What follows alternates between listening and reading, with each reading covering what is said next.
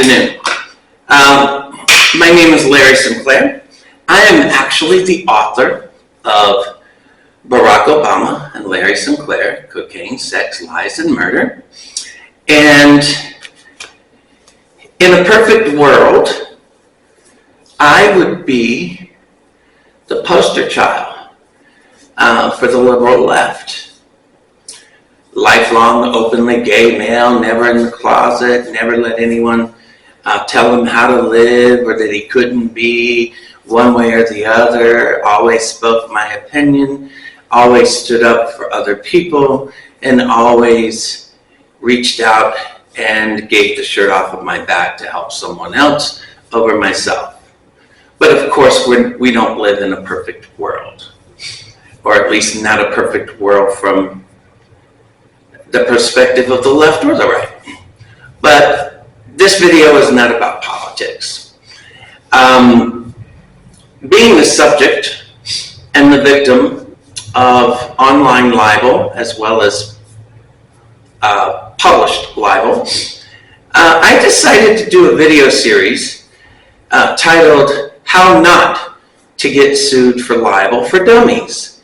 It's kind of a take off of the old, I don't know if you remember the book series that when personal computers first came out, Windows for Dummies, Microsoft for Dummies, digital cameras for dummies, whatever.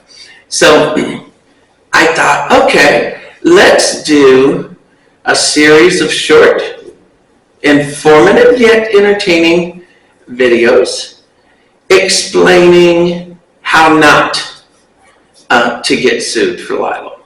And I figured since I have had to bring libel suits against individuals, specifically for online as well as published publications, I thought, boy, I could definitely explain to some people what not to do to avoid becoming a defendant in a federal libel complaint.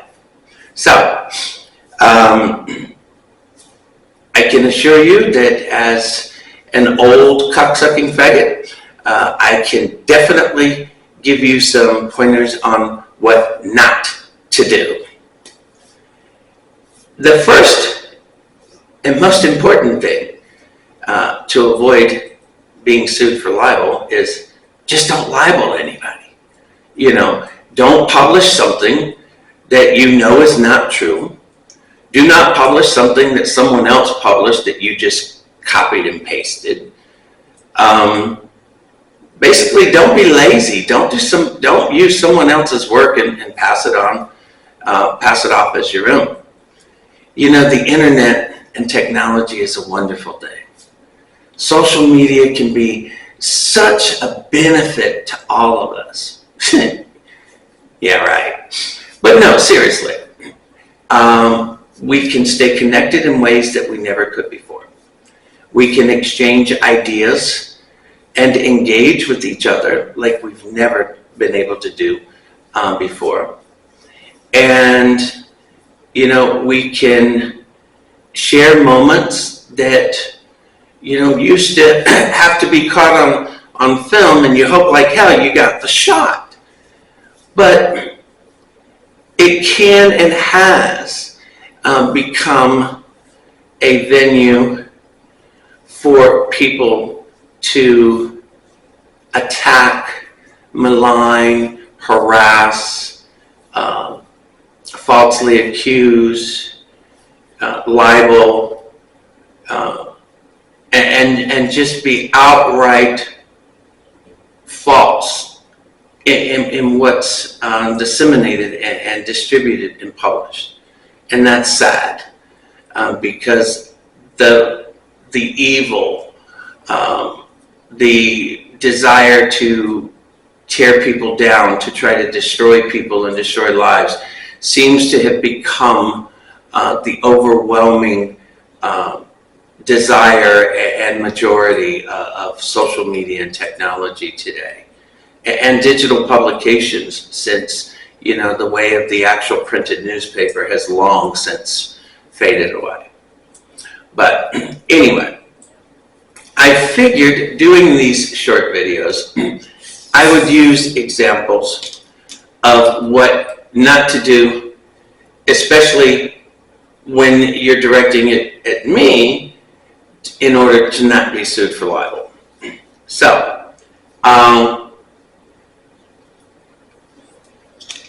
if you know anything about me, or the history of me speaking out in 2008 regarding encounters with Barack Obama, then you will know that I was bombarded with nonstop false claims and statements made about me online by multiple individuals, websites, publications, you know, Ben Smith, Politico, even the Public Citizens Litigation Group out of DC that actually gets taxpayer dollars, but they tend to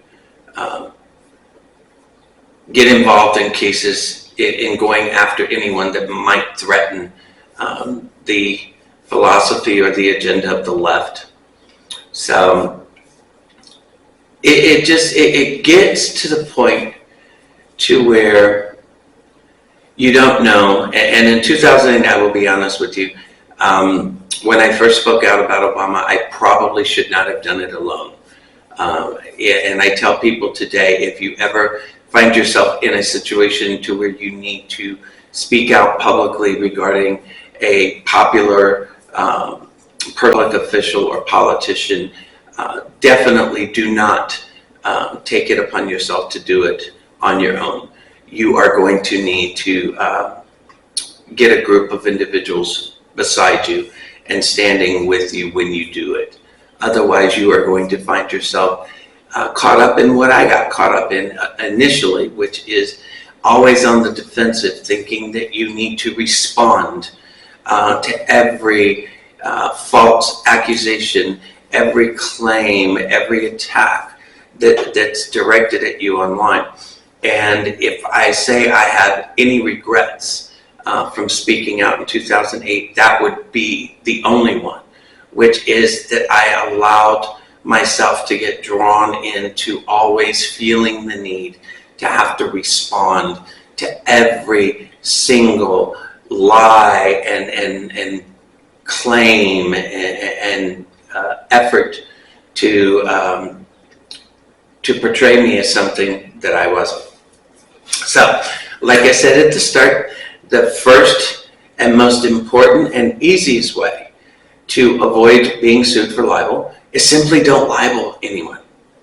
If you're going to publish something, whether it be online or on paper, or if you're going to say something publicly, speak the truth. You know, do your research, know what you're saying, and have your facts, and be able to support whatever you say. But support it with actual factual information. Don't say something that someone else has said. Don't publish something that someone else has already published, and then use that statement and that publication as your basis for backing up what you said. Because publishing someone else's libel doesn't immune you from being held responsible for libeling someone. So, this is an introduction video, and on the next one we're going to start getting into just some examples of what not to do, and I will also give you an example on how you could have actually gotten the exact same point you were trying to get across when you libeled, only do it without actually libeling. But this is the introduction to Larry Sinclair's How Not to Be Sued for Libel for Dummies. And I hope you enjoyed this series. and I hope that I can make it as entertaining as possible for you. See you on the next episode.